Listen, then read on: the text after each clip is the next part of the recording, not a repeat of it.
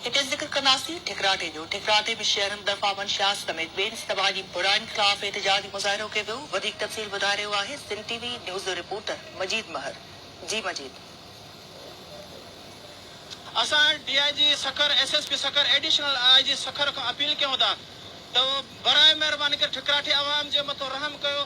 हितां जी जेके समाजी बुरायूं या रोज़ हलंदड़ वारी आकड़ा पर्ची आहे, शराब, चरसा, अफीम हले तो बराए महिरबानी करे ये समाजी बुरायूं बंदि कनि। समाजी बुरायुनि के खिलाफ़ जेको असांजा नौजवान नस्ल तबाह थी रहियो आहे और असां SP Sukkur IG Sindh SHO Mubarakpur खां इल्तिजा कयूं था बराए महिरबानी हिते आकड़ा पर्ची ऐं समाजी बुरायूं ख़तमु कयूं त जीअं असांजो नौजवान नस्ल तबाही खां बचे। ठिकराटो ऐं मुबारकपुर ऐं बसगिरदाई में उन्हनि खे फौरी तौर बंदि करे नौजवान नस्ल खे तबाही खां बचायो वञे। कैमरामैन मुगल महर सां गॾु मजीद महर, सिंध टीवी न्यूज़।